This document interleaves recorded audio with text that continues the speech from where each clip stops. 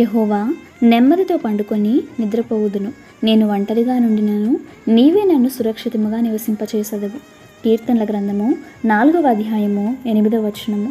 ఈ మాటలు ప్రతికూల పరిస్థితుల్లో సైతము దేవుని కలిగి ఉన్న దావీదు తనను ఏ విధంగా దేవుడు సంరక్షిస్తున్నాడో చెప్తున్న సందర్భంలోనిది. సొంత కుమారుడైన అబ్షాలోము చేత తరుమబడుచు దావీదుకు వ్యతిరేకంగా అహీతోపెతు అబ్షాలోము కుట్ర చేస్తున్నప్పుడు దేవుడు తనను ఏ విధంగా సంరక్షిస్తాడో దేవుడు ఇచ్చే భద్రతను గూర్చి కీర్తిస్తున్నాడు దావీదు. తాను రాజుగా పరిపాలించినంత కాలము నిత్యము యుద్ధాలు చేసినా దేవుని చిత్తము అడగకుండా ఏ సందర్భంలోనూ దావీదు యుద్ధం చేయలేదు. కాబట్టే ప్రతి యుద్ధంలోనూ జయం పొందుకున్నాడు. తన చుట్టూ ఎంతమంది చేరి విరోధంగా కుట్ర చేసినా దావీదు మాత్రము తన్ను భద్రంగా ఉంచిన దేవుణ్ణి స్తుతించాడు.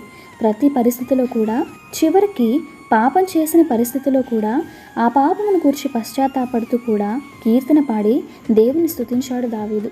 శ్రమలు ప్రతి ఒక్కరి జీవితంలో దేవుడు అనుమతిస్తాడు. మరి ఆ శ్రమలో సైతము దేవుడు నన్ను సంరక్షిస్తున్నాడన్న విషయాన్ని చాలామంది మర్చిపోయి దేవుణ్ణి విడనాడుతున్నారు. మరి దావీదు వలె దేవుడిచ్చే సంరక్షణ గురించి స్తుతిస్తూ ఆయన్ని కీర్తిస్తున్నావా? లేదు అంటే నాకెందుకు ఈ శ్రమ అనుమతించాడు అని ఆయన సనుగుతున్నావా? ఈ వాక్యం వింటున్న నీవు ఏ పరిస్థితిని బట్టైనా కృంగిపోక నెమ్మది కలిగి జీవించు. ప్రభు కృప మీకు తోడై ఉండునుగాక. ఆమేన్.